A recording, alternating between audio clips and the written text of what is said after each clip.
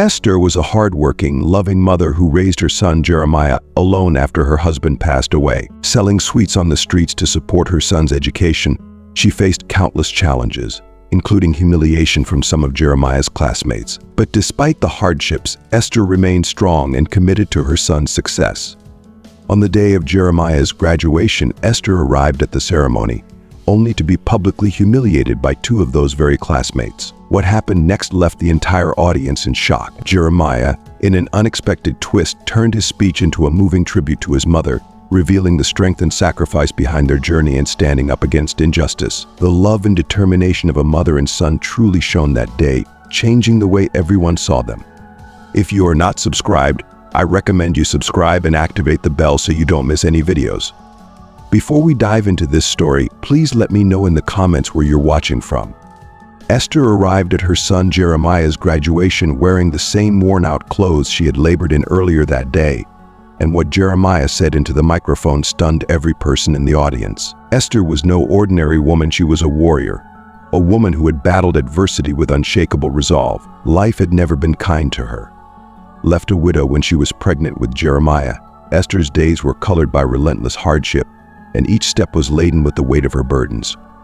Her husband, a victim of stomach cancer, was taken from her far too soon, and from that moment on, she was forced to navigate a life of struggle on her own. With no one to lean on, Esther turned to selling sweets on the bustling streets of Houston, doing everything in her power to keep her son afloat. Every day was a test of her endurance. Long before the sun rose, while the world still slumbered, Esther would wake with weary eyes and aching bones to begin her day. She poured her heart into each batch of sweets she made, shaping each candy with hands calloused from years of sacrifice. Every piece she molded wasn't just a treat, it was her love, her dedication, her silent prayer for a better life for her son. As she worked, her mind often drifted to Jeremiah, the one bright light in her otherwise difficult existence. Jeremiah was fully aware of his mother's endless sacrifices. Even at a young age, he felt the weight of their shared reality, though he was powerless to change it. "Let me help, Mom," he would plead every morning, his small hands eager to ease her burden.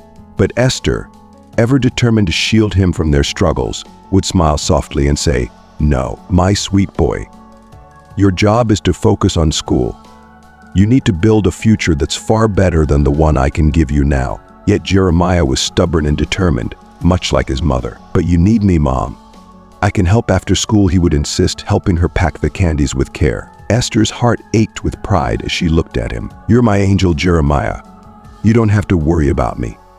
Just keep studying, that's all I ask," she would whisper, her voice laced with hope and quiet desperation. She knew that education was his ticket to a world of opportunities she could only dream of. Jeremiah was indeed a brilliant student, attending a prestigious private school on a scholarship. He carried the weight of his mother's dreams on his shoulders, and though he excelled academically, he couldn't escape the harsh reality of being different. He didn't come from wealth like his classmates, and every day was a reminder that he didn't fit into their privileged world. One afternoon, as he stood in the schoolyard, Jeremiah was confronted by Wyatt, a spoiled boy born into a life of excess. "Jeremiah, why are you still using that old phone? Can't your mom get you a new one?" Wyatt sneered, his voice dripping with arrogance. Jeremiah felt a wave of humiliation wash over him, but he refused to let it show. "My phone does everything I need it to," he replied calmly. Wyatt wasn't satisfied with that response, though, and soon another classmate, Miles, chimed in, mocking Jeremiah for his outdated tablet. "Are you seriously still using that tiny thing to study? Surely your family doesn't want you to fall behind, right?" Miles said with a cruel grin. If you're still tuned into this video and find the story inspiring, drop a 1 in the comments to let me know you're still with me. Jeremiah's heart pounded with the familiar sting of shame, but he stood his ground. "It may be old, but it works just fine. What matters is how I use it, not how new it is," he replied. Miles' eyes gleamed with scorn. "Who are you kidding? You're just a poor kid pretending to fit in. Your family must be scraping by just to keep you in this school," he spat, his words meant to wound. But Jeremiah, despite the pain tightening in his chest, looked Miles in the eye and said with unwavering strength, "You can say whatever you want, but I'm proud of my family. My mom does everything for me, and I'll never be ashamed of that." For a brief moment, Miles faltered, his arrogance dimming as he registered the force of Jeremiah's words, but he quickly masked it with a sneer. "You'll never have what we have, Jeremiah. "Don't bother trying," he said as he walked away, leaving Jeremiah standing alone, but resolute. Little did they know that same humble mother who walked into the graduation hall in her dirt-streaked clothes would soon be the reason every guest was left speechless. And Jeremiah, the boy they once ridiculed, would soon teach them all a lesson they would never forget. Jeremiah watched Miles saunter away, his heart torn between relief and a sharp sting of indignation. He knew that Miles' cruel words were far from the truth, yet they struck deep, like a knife slowly twisting in a vulnerable wound. Taking a deep breath, he fought against the rising tide of tears threatening to spill from his eyes. He forced his shoulders back and walked toward the bathroom with determined strides, but inside, his heart felt like it was crumbling, each step heavier than the last.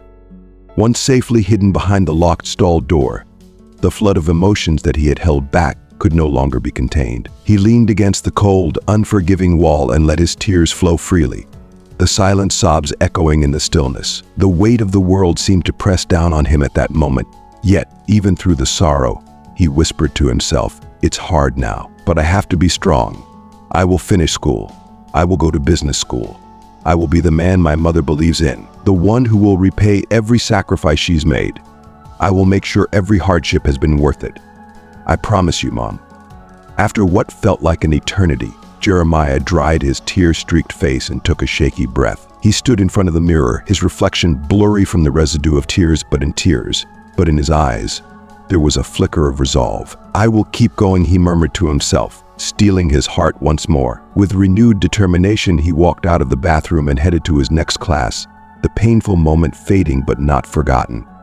When the school day ended, Jeremiah made his way to the busy street corner where his mother's small sweet stall stood. He approached her, his heart swelling with a mix of love and admiration. "Hi, Mom," he whispered, placing a gentle kiss on her weathered forehead. "How was school today?" Jeremiah Esther asked, her eyes immediately noticing the subtle sadness lingering in his expression. "Were you crying?" she added with concern, her voice soft yet probing. Jeremiah forced a smile, the lie already forming on his lips. "No, Mom, it's just allergies. Nothing to worry about." He couldn't bear to add to her burdens by telling her the truth, not when she was already carrying the weight of the world on her shoulders. Shifting the conversation quickly, he added, "Today was really busy. We had 3 tests, and I still have a big science project to finish." He hoped the change in topic would ease her worry. Esther, ever perceptive, didn't push further. Instead, she offered her unwavering support, the same support she had given him his whole life. "I know, my dear. It's tough, but all this effort will be worth it. You're laying the foundation for a future that's brighter than anything we've ever known. One brick at a time. You're building your dreams," she said, her voice filled with love and quiet strength. Jeremiah sighed, the weight of his struggles pressing down on him once again. "I just wonder if I can keep up, Mom. Sometimes it feels like too much like I'm drowning," he confessed, his voice laced with vulnerability. Esther turned to him, her eyes locking with his, filled with fierce determination. "Jeremiah, you are stronger than you know. You've already faced more challenges than most, and yet here you are, standing tall. Success doesn't come without its share of stumbles, but every fall is a lesson, a step toward greatness. Don't ever doubt yourself. I believe in you more than anything in this world, and I know you will achieve everything you set your heart on. Your strength lies in your determination, and that will carry you through any storm." Jeremiah's heart swelled with gratitude and love for his mother. "Thank you, Mom. With you by my side, I feel like I can take on anything," he said, his lips curling into a genuine smile, feeling lighter from the warmth of her words. Despite their close bond, Jeremiah kept his family life private at school. He rarely, if ever, spoke about his mother or their struggles. It wasn't because he was ashamed. On the contrary, he admired Esther more than anyone, but he feared that the other students would look down on her, mock her hard work, or pity her, none of which she deserved. So he chose to remain silent, guarding their life like a precious secret. One sunny afternoon, however, Miles approached him again, this time with an unmistakable gleam of malicious curiosity in his eyes. "Hey, Jeremiah, why don't you ever talk about your family? What's the big secret?" The question was seemingly innocent, but the undertones were far from it. Jeremiah knew what Miles was trying to do. He wanted to pry, to find something to belittle. "Miles, I don't see why my family life is anyone's business here. We're at school to study, not to compare backgrounds," Jeremiah responded, his tone steady, though the tension simmered beneath the surface. But Miles wasn't one to back down easily. "Come on, Jeremiah, don't be so mysterious. Everyone talks about their family. You're the only one who's so closed off." Just then, Wyatt joined the conversation, his interest piqued. "Yeah, Jeremiah, what's the big deal? Why all the secrecy? Is your family some kind of drama?" Wyatt sneered, his mocking tone only fueling the fire. Jeremiah held his ground, his eyes narrowing slightly. "As I said before, my family life is private. What matters is how we perform here, not what happens outside of school."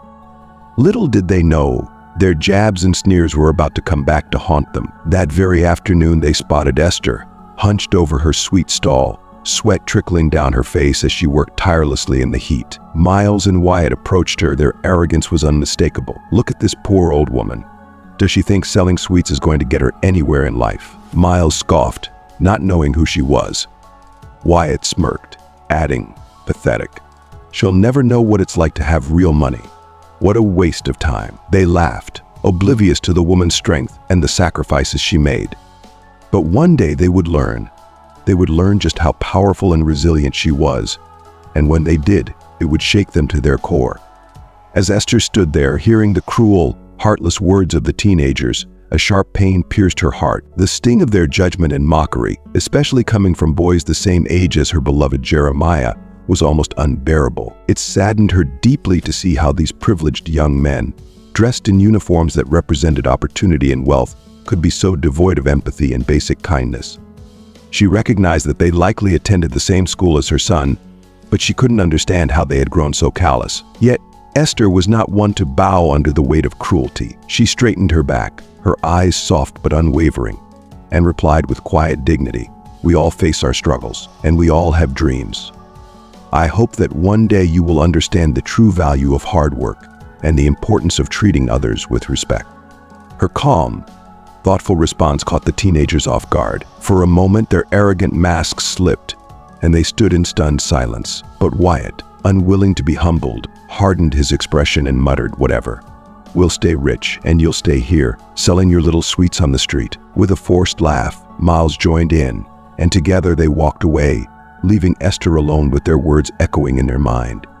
But despite their cruelty, Esther refused to let their negativity tarnish her spirit. As the day came to a close and she began packing up her stall, her mind wandered back to the encounter. The casual cruelty of those boys weighed heavily on her heart, not because of the insults they had hurled at her, but because of the worry it stirred about her son. She wondered if Jeremiah faced the same type of mockery at school. Was he also a target for their harsh words? And if so, how was he coping with it? If you're still tuned into this video and find the story inspiring, drop a 2 in the comments to let me know you're still with me. Determined to protect her son in any way she could, Esther decided it was time to have an honest conversation with him about his school life. That evening, while preparing dinner, she patiently waited for the right moment to speak. As they sat down to eat, Esther looked at Jeremiah with a gaze full of love and concern, her voice gentle but probing. "Jeremiah, my son, I want you to know that you can always tell me anything. Have you been facing any problems at school lately?" Jeremiah, caught off guard by the question, hesitated. His mind raced back to all the hurtful comments, the whispers behind his back, and the relentless taunts from boys like Wyatt and Miles. But he swallowed the pain, unwilling to burden his mother with the harsh reality of his experiences. He forced a smile, hoping it was convincing enough to put her worries to rest. "No, Mom, everything is fine at school, really." Esther watched her son closely, her mother's intuition telling her that there was something he wasn't saying. She reached out, her voice steady but filled with tenderness. "You know, you don't have to hide anything from me. Whatever it is, we will face it together, just like we always have." Jeremiah looked down at his plate, guilt gnawing at him for keeping his troubles to himself. He knew his mother deserved the truth, but he couldn't bring himself to add to her worries. "I know, Mom. I'm really tired from studying, that's all." He hoped that explanation would be enough. Esther, sensing her son's reluctance, decided not to press further. She placed her hand gently over his and said softly, "All right, my dear. But remember, I am always here for you, no matter what." Later that night, alone in his room, Jeremiah couldn't shake the guilt that weighed heavily on his chest. Sitting at his desk, surrounded by textbooks and assignments, he stared blankly at his notes, his mind drifting. Just a few more months, he whispered to himself, the countdown to graduation feeling both comforting and overwhelming. For Jeremiah, graduation wasn't just an academic milestone. It represented freedom, a chance to escape the relentless teasing, the social pressures, and the constant reminder that he didn't fit into the world of wealth and privilege that surrounded him at school. He promised himself that once it was over, once he had his diploma in hand, he would shield his mother from these unnecessary worries. He would bear the weight alone. At least for now. I'll make sure she doesn't have to carry this, he thought, the determination in his heart growing stronger with every word. For her, I can endure anything. And endure he did. Day by day, Jeremiah pushed through, fueled by his love for his mother and the desire to make her proud. He would face whatever challenges came his way, knowing that on the other side of this struggle was the opportunity to give Esther the life she deserved, a life free of worry and hardship. Finally, the day of graduation arrived, a day that held so much significance for both mother and son. Jeremiah woke early, his stomach fluttering with a mix of excitement and nerves. As the class speaker, he knew the weight of the moment rested heavily on his shoulders. He dressed carefully, selecting an outfit that reflected the importance of the occasion. Before leaving the house, he found Esther waiting for him in the living room. They exchanged a look that spoke volumes, a silent acknowledgement of all they had endured to reach this moment. "Mom, I'm heading out early. I want to make sure everything is set up before the ceremony starts," he said, his voice tinged with nervous anticipation. Esther smiled, her eyes glistening with unshed tears of pride. "Go on, my son. I know you'll be incredible. I'm so proud of you," she replied, her voice thick with emotion. As Jeremiah walked out the door, a sense of purpose filled his heart. This day wasn't just about him, it was about honoring his mother, her sacrifices, and the unwavering love she had shown him throughout their journey. And in just a few short hours, he would do exactly that, standing on that stage, ready to tell the world who Esther was. Not a poor woman selling sweets on the street, but a woman of unmatched strength, dignity, and grace. Once Jeremiah had departed, Esther withdrew to her sanctuary, beginning the delicate process of preparing herself for a day long awaited. Over the past several months, she had diligently set aside pennies and dimes, sacrificing everyday pleasures to gather enough to purchase a gown that captured her heart, a pristine white lace dress that whispered of grace and celebration. This choice was accented by a daring pair of deep burgundy high-heeled shoes, an ensemble she once could hardly imagine donning, yet now felt undeniably perfect for this transformative occasion.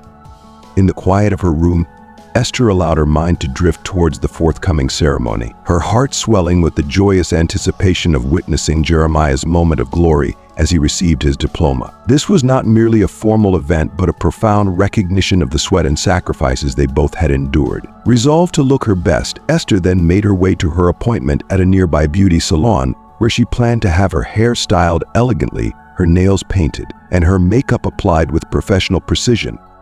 As she settled into the salon chair, a sense of surreal delight enveloped her. She felt cocooned from reality, momentarily living a dream that was both sumptuous and sublime. Today was more than a mere ceremony, it was a fulcrum in both Jeremiah's life and her own, signaling the dawn of future endeavors brimming with both promise and daunting challenges. Today is a day of extraordinary significance. My son concludes his academic voyage and steps forward into greatness, she whispered to herself with a mixture of pride and reverence.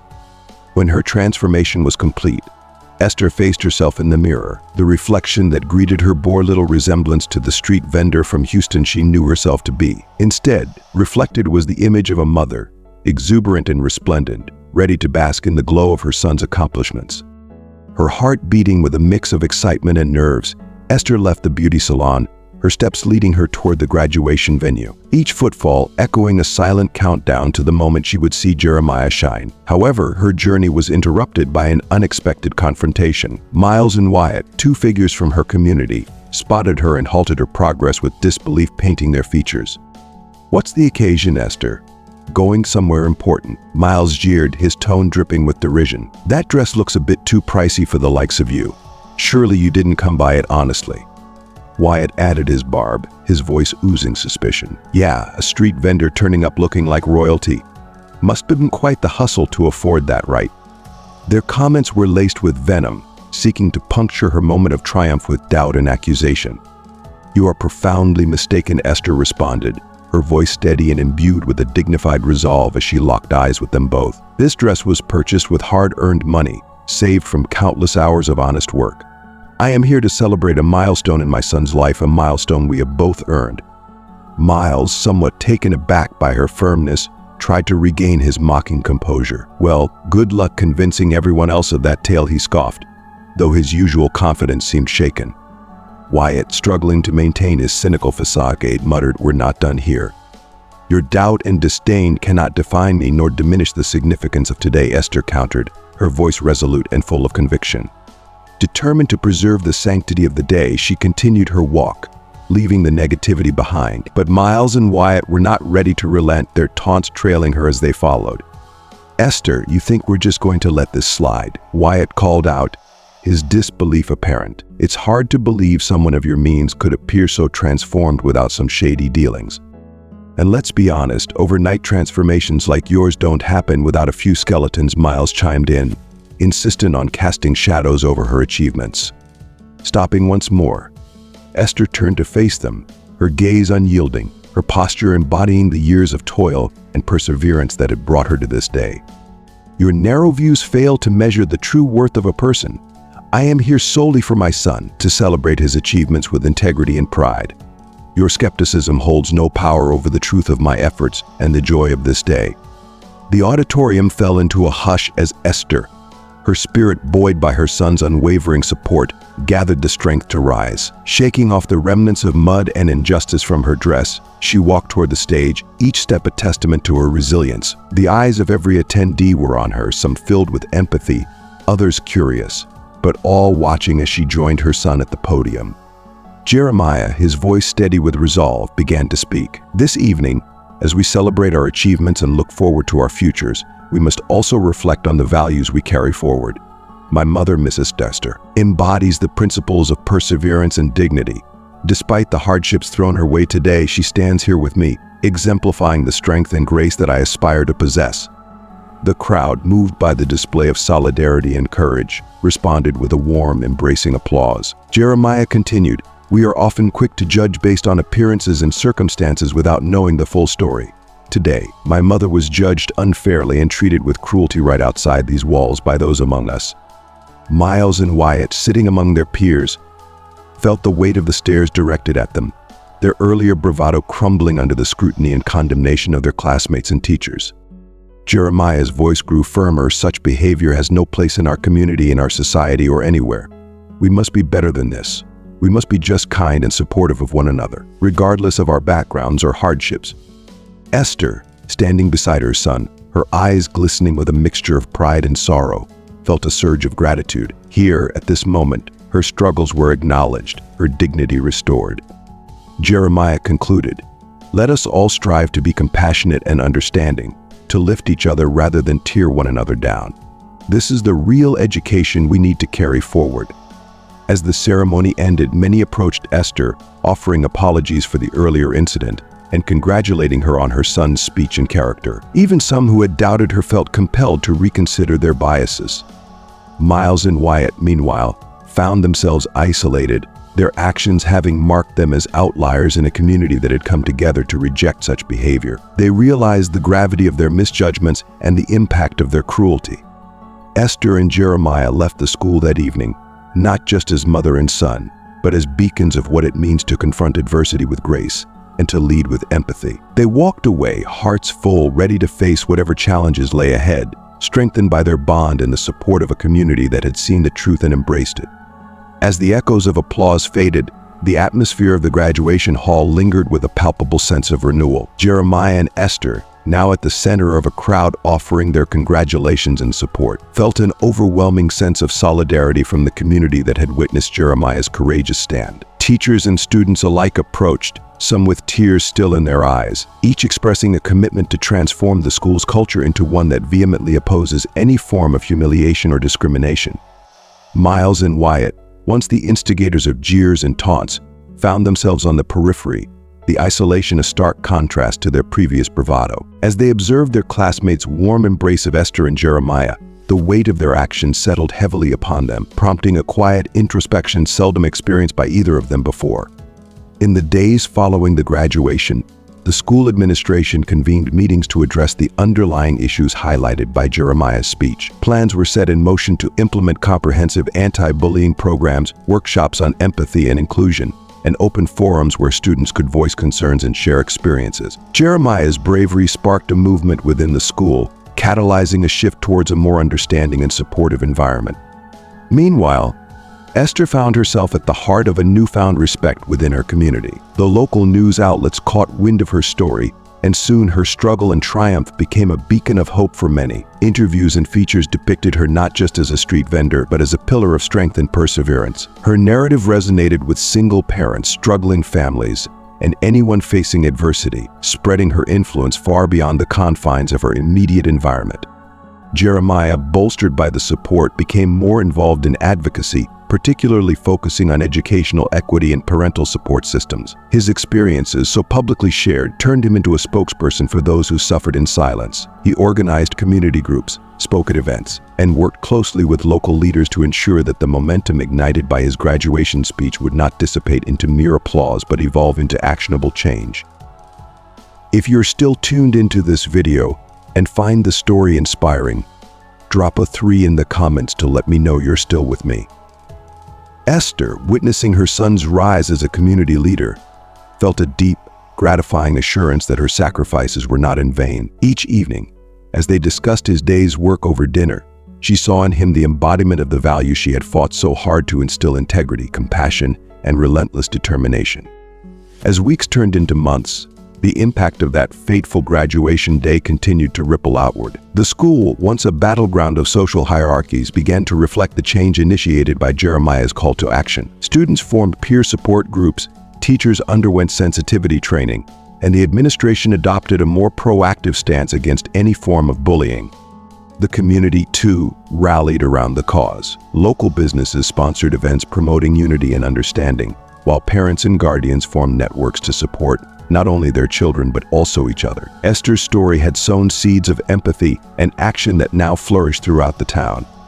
Amidst this wave of change, Jeremiah and Esther's bond deepened. They became not only a family but a team, driving forward the principles that had once seemed mere ideals. For Esther, the joy was not just in seeing her son graduate, but in witnessing him become a leader who would shape the world into a kinder, more just place. As the anniversary of the graduation approached, the school planned a special event to celebrate the progress, made a testament to the power of one voice to inspire a multitude. Jeremiah was invited to speak again, this time not as a student, but as a key figure in the community's journey toward equality and respect. The event was filled with a sense of celebration and reflection, a year since Jeremiah had stood up and spoken out, sparking a transformation not just within the school walls but in the hearts and minds of all who heard his message. The community had not only supported them but had also embraced the challenge to grow and learn together. Esther and Jeremiah, once ordinary citizens, had become extraordinary examples of how courage, voiced at the right moment, can indeed change the world. Your Honor, esteemed members of the jury, while we do not deny that the events in question occurred, it is crucial to understand the context and the context of my clients, Miles and Wyatt. These young men are not habitual offenders, but rather teenagers who make poor decisions in a moment of misguided judgment. We concede that their actions were inappropriate and regrettable. However, we urge the court to consider their youth and the impulsive nature of their behavior, which was not premeditated but a regrettable lapse in judgment. Miles and Wyatt have expressed sincere remorse for their actions and are committed to making amends. Furthermore, we argue that the punitive measures sought by the prosecution are disproportionately severe given the nature of the incident. We believe that rehabilitation through community service and educational programs on empathy and bullying would be more appropriate and beneficial for their personal growth and society at large. Punishing them harshly will not undo the harm done, but may instead hinder their potential for positive development. Our defense will demonstrate that while their actions were undoubtedly wrong, they are not indicative of their general character. We have gathered character witnesses and testimonials from teachers, family members, and peers who attest to the good character and potential of these young men when they are making better choices. We ask the court to consider a balanced and rehabilitative approach, one that emphasizes learning and growth over retribution. Let us not forget that the ultimate goal of our justice system is not just to punish but to rehabilitate and reintegrate individuals into society as constructive members. The defense attorneys please set the stage for a complex legal battle, focusing not only on the specific incidents of that graduation day but also on broader themes of youth, responsibility, and the potential for change. As the trial progressed, witnesses from both sides painted contrasting pictures of the events and the characters involved. The community, still reeling from the emotional graduation speech and its aftermath, watched closely, their opinions and feelings evolving as the case unfolded. Jeremiah and Esther, supported by their lawyer, presented evidence and testimonies that reinforced the severity and the premeditated nature of Miles and Wyatt's actions. On the other hand, the defense brought forward friends and family who testified to the boys' usual good nature and their regret over the incident. The jury was left to wrestle with these conflicting narratives, tasked with determining the appropriate consequences for Miles and Wyatt's actions while considering their potential for redemption. As the closing arguments were made, the tension in the courtroom was palpable. Jeremiah and Esther sat quietly, holding hands, a symbol of their enduring strength and unity through the ordeal. Regardless of the outcome, they had already sparked a significant change in their community and ignited a broader conversation about respect, dignity, and the impact of one's actions on others. The judge, after a lengthy deliberation with the jury, was ready to deliver the verdict, a decision awaited with bated breath by all present and one that would resonate far beyond the confines of the courtroom. As the news of their courtroom victory spread, Esther and Jeremiah found themselves at the heart of a broader societal discussion about justice and resilience. Local community groups invited them to speak at events, schools asked them to share their story with students, and various organizations sought their participation in initiatives aimed at combating bullying and promoting mental health awareness. Their narrative had struck a chord, and they were propelled into roles they had never anticipated: advocates for change and voices for the voiceless.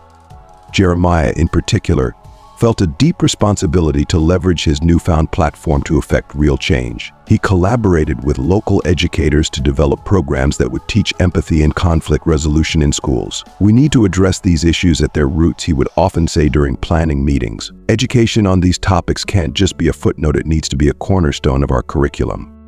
Esther, meanwhile, found a different kind of calling. She began working with a local women's shelter, sharing her story and helping other women who had faced public humiliation or domestic strife. Her presence was a comforting one, her story a powerful testament to the strength and dignity that could emerge from adversity. "Every time I share our story, it feels like I'm turning our pain into a stepping stone for someone else," she shared in an interview with a local magazine, which featured her as one of the community's most inspiring figures of the year.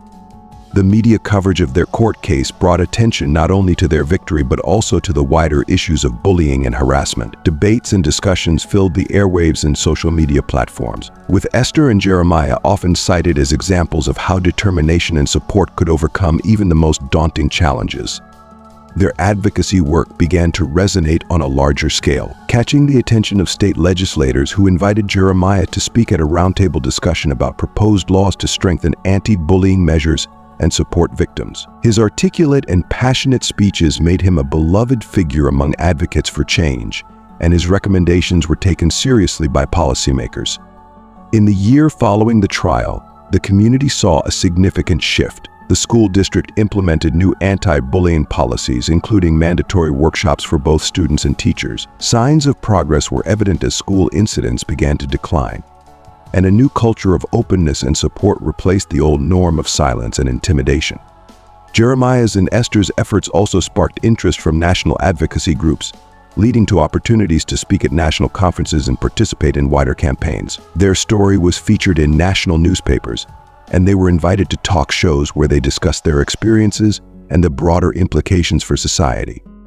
Despite the whirlwind of activities, at the heart of all their efforts were the simple, quiet moments between mother and son. Esther and Jeremiah would often reflect on their journey during their evening walks in the neighborhood park. "Look how far we've come," Mom Jeremiah would say, a note of wonder in his voice. Esther, with her characteristic warmth and wisdom, would reply, "It's a reminder, my dear, that no act of kindness or courage, no matter how small, is ever wasted."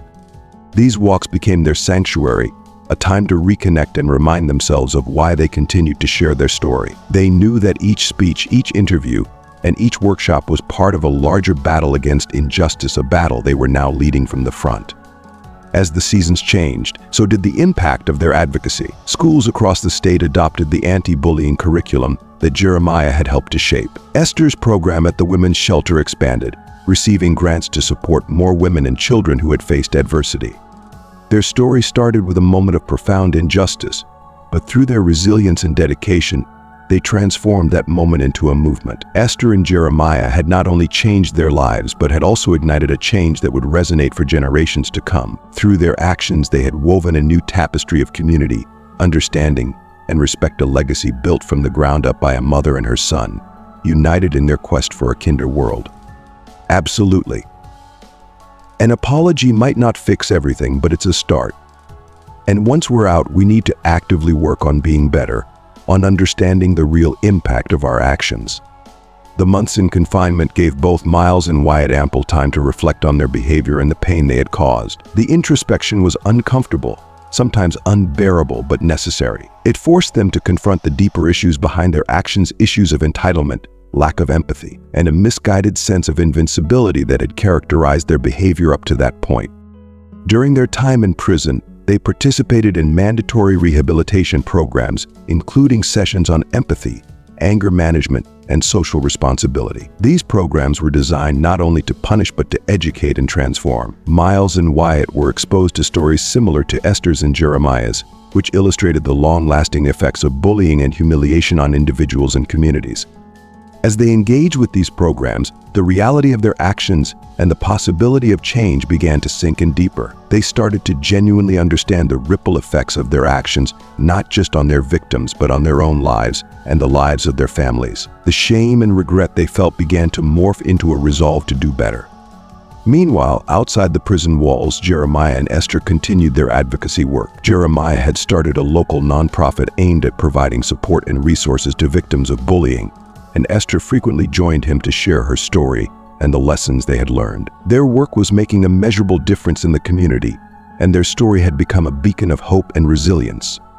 When the 6 months were up, Miles and Wyatt were released. The day of their release was met with mixed emotions. There was relief, certainly, but also a heavy sense of responsibility. They knew that stepping back into the community wouldn't be easy, and that their actions would be closely scrutinized. Determined to show that they had changed, they reached out to Jeremiah and Esther. They sent a letter, carefully written, expressing their deep remorse and the lessons they had learned. They didn't expect forgiveness, nor did they feel entitled to it. Rather, they hoped to demonstrate their commitment to making amends. Jeremiah, Mrs. Esther, we've spent a lot of time thinking about our actions and the hurt we caused you. It's clear to us now how wrong we were. We're truly sorry for the pain we inflicted and are committed to making positive changes in our lives. We understand if you can't forgive us, but we wanted you to know that we are working to be better and to contribute positively to our community, the letter read. Upon receiving the letter, Esther and Jeremiah were moved by the apparent sincerity of the words. While the wounds were still there, they recognized the importance of forgiveness and the potential for people to change. They discussed it together and decided to respond, cautiously opening a dialogue that might lead to some form of reconciliation in the future. Their response was measured but hopeful. Miles and Wyatt, thank you for your letter. We appreciate your words and the steps you're taking to change. True change takes time, and actions speak louder than words. We are open to seeing how you contribute positively to our community. Let's proceed with cautious optimism. This exchange marked a small but significant step towards healing for all involved. Miles and Wyatt felt a renewed sense of purpose, motivated not just by the desire to atone, but also by the opportunity to actively contribute to the community they had once harmed. They volunteered for Jeremiah's nonprofit, participated in public speaking engagements about their experiences, and worked every day to rebuild their lives and mend the bonds they had broken. Through their efforts, the community slowly began to recognize their genuine attempts at restitution, and while the path to full redemption was long and fraught with challenges, the initial steps toward reconciliation had been taken. The apology from Miles and Wyatt, while unexpected, had been a significant step for both parties involved. Esther and Jeremiah, though cautious, saw it as a potential new beginning, a chance for all involved to move forward with new perspectives and commitments to betterment. Esther, ever the matriarch, offered them some advice. It's not just about asking for forgiveness, it's about what you do next. Show the community that you've changed by how you live and how you treat others. Miles and Wyatt took her words to heart. After their meeting, they became involved in community service projects, particularly those focusing on youth education about bullying and social responsibility. They spoke at workshops and seminars, sharing their story of regret and transformation in the hopes of preventing others from making similar mistakes. If you're still tuned into this video and find the story inspiring, Drop a 4 in the comments to let me know you're still with me. Their involvement gradually began to reshape their reputations. People in the community, initially skeptical, started to notice the genuine efforts they were putting into their rehabilitation. Parents thanked them for speaking at schools, and their peers acknowledged their commitment to change. Simultaneously, Jeremiah's nonprofit continued to grow, with Esther's Cafe becoming a sort of community hub. It served not only as a place where delicious meals were shared, but also where dialogues about community issues, workshops on personal development, and support group meetings were held. Jeremiah found that including Miles and Wyatt in these community efforts not only helped them but also enriched the programs with their first-hand experiences of transformation and restitution. One day, during a community fair held at the local park, Jeremiah invited Miles and Wyatt to speak. They stood in front of a crowd that included many who had directly or indirectly felt the impact of their previous actions. With nervous but determined hearts, they shared their journey from that fateful graduation day to their current efforts to make amends. "We're here not just to tell you we've changed, but to show it through our actions," Wyatt told the gathering. "We were part of the problem, and now we want to be part of the solution." Miles added, "We can't change the past, but we can work hard every day to create a better future." "Thank you, Jeremiah and Mrs. Esther, for giving us the chance to prove that." The community responded with cautious yet warm applause, a sign of slowly rebuilding trust and acceptance. Over time, the collaboration between Jeremiah, Esther, Miles, and Wyatt developed into a powerful example of how communities can heal. They organized annual events to promote awareness and prevention of bullying, with each event larger and more impactful than the last. Esther, reflecting on the journey one evening while closing up the cafe with Jeremiah, shared her thoughts. "You know, when we face challenges and confront them with an open heart, we can turn even the deepest wounds into sources of strength. That's what we've done here." Jeremiah nodded, his eyes sweeping over the cafe that had become a symbol of their family's resilience and commitment to community welfare. "It's more than I ever expected. It's a testament to what forgiveness and hard work can achieve." As for Miles and Wyatt, their path to redemption was ongoing, but they were committed to walking it every day. Through their efforts, they not only transformed their lives, but also contributed to the healing of many others in their community, fulfilling Esther's belief in the potential for change and the enduring power of human compassion and forgiveness. As we close today's story, we hope you found inspiration in the journey of Jeremiah, Esther, Miles, and Wyatt. It's a powerful reminder that change is possible, and forgiveness can lead to healing and growth, not just for individuals, but for entire communities. Now, we'd love to hear from you. What have you learned from this story? Is there a lesson here that you can bring into your own life? Please share your thoughts and reflections in the comments below. Your insights enrich our community and help us all learn and grow together. If you like this video and want to see more, please leave your comment below. And don't forget to like, share, and subscribe to our YouTube channel. Your support helps us bring more stories like this one to you. Thank you for watching, and remember, every step towards empathy and understanding makes our world a little better.